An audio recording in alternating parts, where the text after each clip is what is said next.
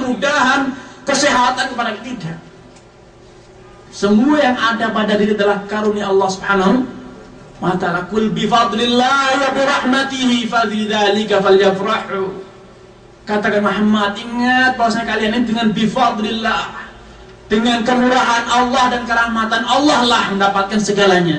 Maka hendaknya kalian itu bergembira karena mendapatkan kemurahan Allah, bukan karena kalian telah mendapatkan jerih payah kalian. Tidak. Maka di antara wujud nyata dari syukur kepada Allah adalah dengan menyadari bahwasanya semua yang ada ini adalah murni karunia Allah. Selain mengucapkan alhamdulillah, kita membangkitkan kesadaran dan iman di hati kita untuk menyatakan bahwasanya apa yang ada pada kita adalah milik Allah, tidak seperti Qarun. Innama utitu ala ilmin indi, ini yang saya peroleh karena memang saya pintar. Tidak. Kemudian wujud lain dari sifat syukur Allah dengan cara menggunakan segala kenikmatan, segala karunia Allah, segala kemurahan Allah untuk beribadah kepada Allah. Kita gunakan kenikmatan yang ada pada kita dalam hal-hal yang halal, atau bahkan dalam hal yang itu merupakan ketaatan kepada Allah. Bila ini kita lakukan, insya Allah akan lipat gandakan kenikmatannya. Allah akan tambahkan rezekinya, Allah akan limpahkan keberkahannya kepada kita. Bila segala kenikmatan yang ada pada diri kita, kita gunakan untuk menunjang ibadah kita kepada Allah, untuk menolong hamba-hambanya, insya Allah akan berikan keberkahan pada kita. Oleh karena itu, Rasulullah SAW dalam sebuah hadisnya mengatakan, walaupun ini kiat selanjutnya, akan tidak mengapa saya sebut, mengatakan mana qasat sadaqatun min mal, sesungguhnya perbuatan sedekah menolong saudara kita yang membutuhkan itu tidak akan pernah mengurangi harta benda kita, bahkan akan menambah. Ini adalah kiat yang keempat, yaitu dengan cara bersedekah. Perbanyaklah sedekah, niscaya Allah akan perbanyak harta kita, perbanyak rizki kita, dan akan perbanyak kerahmatan Allah yang diturunkan kepada kita. Makanya Allah mengatakan dalam Al-Qur'anul Karim, yamhaqullahu riba wa yurbis sadaqat. Allah itu akan menghapuskan, menyingkirkan riba, akan tapi Allah akan melipat gandakan sedekah. Dan dalam hadis lain Rasulullah menyatakan, kullu yaumin tatlu fihi syams, ma min yaumin tatlu fihi syams, tidaklah ada hari yang terbit padanya matahari. Artinya tidaklah ada hari nisa kecuali akan ada dua malaikat yang turun dari langit.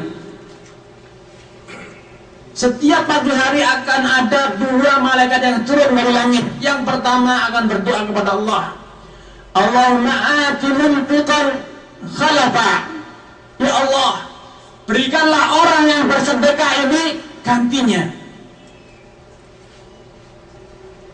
Berilah orang yang bersedekah itu gantinya. Perbanyaklah kenikmatannya, gandakanlah rizkinya. Sedangkan yang lain, malaikat yang kedua akan mengatakan, Allahumma ati mumsikan talafa, ya Allah, timpakanlah kepada orang yang kikir dan pelit sehingga tidak mau sedekah, tidak mau berinfak, talafa, kebinasaan. Timpakanlah kebinasaan, kehancuran pada harta, pada diri, pada keluarga orang-orang yang tidak mau infak, mumsikan. Ini doa malaikat. Kira-kira kalau yang berdoa malaikat itu dikabulkan tidak? Malaikat ini kan tidak pernah berbuat dosa, tidak pernah makan yang haram, tidak pernah ketika berdoa itu membayangkan yang lain. Pasti ketika berdoa pasti khusyuk, pasti didengar Allah SWT. Tatkala yang berdoa dalam malaikat, Allahumma ati munfiqan khalafa, ya Allah, berikanlah, gandakanlah rezeki orang yang berinfak, bersedekah, dan timpakanlah kebinasaan kepada orang yang pelit dan kikir. Ini setiap pagi. Kalau doa sekali saja kita khawatir akan menimpa kita, apalagi kalau setiap pagi malaikat ini terus berdoa, tidak ada hentinya. Setiap pagi kedua malaikat ini turun dan masing-masing mendoakan demikian tadi. Ikhwani fiddin azakumullah. Ikhwani fiddin azakumullah. Itulah kiat keempat, yaitu kalau kita ingin sedekah, ingin mendapatkan keberkahan dalam hidup, maka marilah kita perbanyak sedekah. Marilah kita perbanyak infak. Terlalu banyak jalur-jalur untuk bersedekah, terlalu banyak orang yang membutuhkan untuk diinfaki, dan terlalu banyak jalan-jalan kebaikan yang butuh untuk kita andil mengulurkan tangan kita. Terlalu banyak. Jadi jangan kebingungan kemana saya harus menafkahkan harta kita. Dan ada satu catatan penting. Dahulu kita semuanya tahu para sahabat Nabi Sallallahu Alaihi Wasallam itu adalah orang yang kebanyakan orang yang miskin. Tidak seperti kita, banyak uang, banyak fasilitas, banyak kemudahan. Akan tapi seperti kata sebagian ulama, ma sabaqakum Abu Bakr wala Umar bikathrati salatin wala siyamin wala sadaqah. Tidaklah Abu Bakar ini lebih mendahului kita dalam urusan akhirat, dikarenakan sholatnya lebih banyak. Sholatnya kalau satu hari itu 5-6 kali atau 10 kali, puasanya 10 bulan. Tidak, Ramadannya cuma sekali di zaman Nabi, sama di zaman kita, sekali sebulan, setahun. Puasa sholatnya juga 5 kali dalam satu hari. Tidak ada yang lebih. Ma sabaqakum Abu Bakr wala Umar bikathrati siyamin wala salatin wala sadaqah. Hartanya mereka lebih sedikit dibanding kita.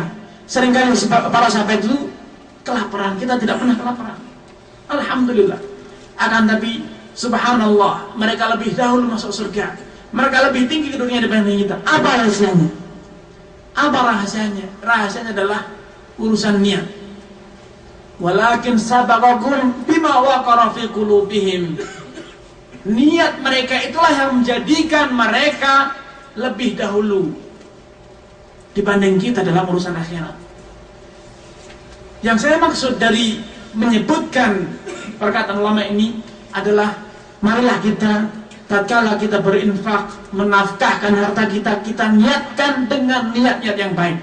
Termasuk tatkala kita membelanjakan untuk anak istri kita, niatkanlah ini niat yang soleh. Itu dengan cara niat saya niat membeli beras untuk menafkahi anak istri, itulah tanggung jawab saya, dan itulah perintah syariat saya, perintah Allah dan Rasulnya. Sebagai seorang suami, saya menafkahi istri. Walaupun niat ini tidak menjadikan kita, kan saya sudah infak kepada anak istri, jadi tidak perlu lagi infak untuk bangun masjid. Tidak. Kita tetap infak kepada anak istri, juga infak kepada jalan-jalan yang lain. Kata Rasulullah SAW dalam sebuah hadisnya, innaka lan tunfiqa nafaqatan tabtaghi biha wajha Allah. Tidaklah kalian menafkahkan satu harta pun yang kalian niatkan dari infak tersebut, nafkah tersebut untuk mencari keridhaan Allah, illa ujirta alaih, kecuali kalian akan mendapatkan pahala darinya. Hatta ma taj'ala fi imra'atik, sampai pun yang kalian suapkan, nafkah yang kalian berikan kepada anak istrimu, itu kalian akan mendapatkan pahala. Jadi tatkala kita membelanjakan harta untuk anak istri, maka niatkanlah untuk menjalankan ketaatan kepada Allah, menjalankan perintah Allah, yaitu menafkahi anak istri agar mereka tumbuh besar dan menjadi orang-orang yang soleh. Ini diantara wujud syukur kepada Allah Subhanahu Wa Taala, yaitu dengan memiliki niat-niat yang soleh, niat-niat yang soleh. Dan ini adalah salah satu bentuk infak di jalan Allah. Akan tapi saya tidak ingin mengatakan bahwasanya hanya ini saja. Masih banyak pintu-pintu infak yang menunggu uluran tangan kita. Masih banyak pintu-pintu sedekah yang bisa kita tempuh. Bukan hanya nafkah kepada anak istri saja. Akan tapi nafkah kepada anak istri bila disertai niat yang baik, tabtaghi biha wajha Allah, engkau mengharapkan keridhaan Allah dari nafkah kepada anak istri ini, saya akan menjadi pahala bagi kita. Dan insya Allah dengan niat yang soleh ini, nafkah yang kita berikan kepada anak istri akan mendatangkan keberkahan dalam hidup kita. Tapi ingat, niatnya bukan sekedar agar senang-senang. Tidak. Niatnya adalah menjalankan perintah Allah sebagai kepala rumah tangga, bertanggung jawab agar istri saya tidak keleleran di jalan, sehingga istri saya siap di rumah. Waqarna fi buyutikunna wa la tabarrajna tabarrujal jahiliyatil ula. Wahai kaum mukminat, berdiam dirilah kalian di rumah kalian dan jangan berdandan-dandan atau memamerkan kecantikanmu di jalan-jalan sebagaimana dilakukan oleh orang jahiliyah. Nah, agar istri kita betah di rumah, agar istri kita tidak keluar rumah sehingga memamerkan kecantikannya di jalan-jalan kepada orang lain, nafkailah dengan cukup sehingga dia betah di rumah, tentram di rumah, damai di rumah. Dengan niat yang baik seperti ini, maka belanja yang kita berikan kepada istri kita, uang belanja yang kita berikan kepada istri kita menjadi sedekah, dan kita tidak sia-sia, akan mendapatkan pahala dari sini. Panitia sudah bilang 5 menit lagi katanya. Panitia ini agak pelit dikit. Ikhwan fillah azakumullah. Ini kiat yang keempat, yaitu sedekah. Dengan kita memperbanyak sedekah, kita akan semakin banyak keberkahan. Kita akan semakin banyak mendapatkan keberkahan. Kiat yang terakhir yang ingin saya sampaikan, tempuhlah hidup sederhana. Kalau kita itu makan kenyangnya 1 piring, jangan makan 2 piring. Kalau kita ini penghasilannya hanya cukup untuk makan nasi dengan ayam, maka jangan makan nasi dengan kambing. Kalau cukup dengan nasi dengan tempe, jangan nasi dengan ayam. Hidup sederhana. Tidak perlu kita ikut tren. Orang beli ini, kita ikut beli. Orang makannya 2 piring nih, masa saya 1 piring? Enggak.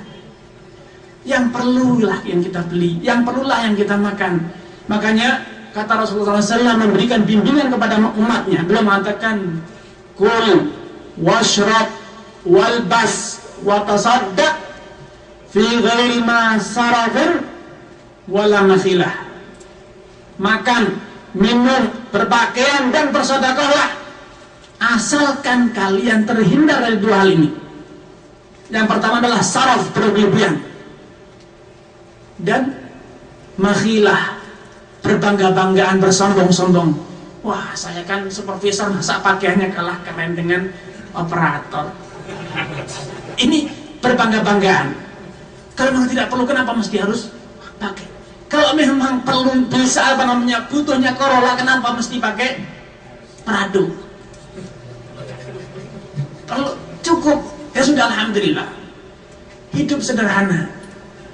Hidup sederhana. Kul washrab walbas watasaddaq fi ghairi ma sarafin wala makhilah. Tanpa harus ada rasa sombong, berbangga-banggaan, dan juga tanpa ada berlebih-lebihan. Anak baru 2, kenapa mesti sewa apartemen yang 10 kamar? Buat apa? Kamarnya cuma 2, kenapa beli kasurnya 5? Kenapa? Tidak ada perlunya, tidak ada. Hidup, tempuhlah hidup yang sederhana. Kalau cuma butuh tidur, kenapa mesti bintangnya yang 5? Bintang kecil kan cukup, bintang kecil juga bisa. Kenapa mesti berlebihan? Namanya juga tidur, yang penting sudah nyaman, nyenyak, tidak kedinginan, tidak kepanasan, cukup. Banyak orang sekarang hanya karena tren. Hanya karena tren dia membeli, hanya karena tren dia menggunakan, bukan karena kebutuhan. Dan itu adalah metode hidup yang tidak Islami. Tidak Islam. Dan yang lain selain itu adalah jangan hindarilah perbuatan mubadzir. Wala tubadzir tabdzira, innal mubadzirina kan min ikhwan syaitan. Dan janganlah kalian berbuat mubadzir, berlebih, menyia-nyiakan kenikmatan. Sungguhnya orang yang menyia-nyiakan kenikmatan adalah temannya siapa? Syaitan. Kalau sudah menjadi temannya syaitan, mana mungkin akan hidup berkah, mana mungkin Allah akan menurunkan keberkahannya kepada kita. Jadi kalau beli makan 1 orang, 1 porsi sekarang nafarnya orang sini itu cukup untuk 2 orang, ya jangan masing-masing 1 nafar. Akhirnya nanti ayamnya dibuang, nasinya dibuang. Beli ayamnya misalnya 1 nafar untuk berdua, cukup. Bagi 2, kenyang, sehingga tidak ada yang membantu. Tapi kalau seperti yang terjadi zaman sekarang ini, masing-masing membuang separuh porsi, dosa kita. Na'udzubillah. bukannya akan mendatangkan keberkahan, justru akan menghapuskan keberkahan dari hidup kita. Oleh karena itu dulu dikisahkan, ini sebagai penutup apa yang ingin saya sampaikan, salah seorang ulama yang kaya raya, dia ini didapatkan sedang memarahi putranya yang menumpahkan gandum. Padahal kaya raya. Akan tapi tidak berapa lama datang orang yang terlilit hutang. Hutangnya ini ratusan dinar. Maka sekedar dia melihat orang yang sedang terlilit itu, segera dikeluarkan ratusan dinar terus diberi. Ini segera gunakan untuk bayar hutang. Tapi coba lihat, kalau mubazir walaupun sedikit putranya dimarahi, karena kalau ditumpahkan gandum itu kan mubazir. Tapi ratusan dinar yang kalau sekarang mungkin puluhan juta itu tidak mubazir. Kenapa? Itu adalah sedekah. Kita bersedekah kepada orang yang terlilit hutang. Wallahu a'lam bishawab. Subhanakallahumma wa bihamdika asyhadu an la ilaha illa anta astaghfiruka wa atubu ilaik. Semoga apa yang disampaikan bermanfaat bagi kita semuanya, dan saya mohon maaf kalau ada kesalahan atau kekhilafan. Wassalamualaikum warahmatullahi wabarakatuh.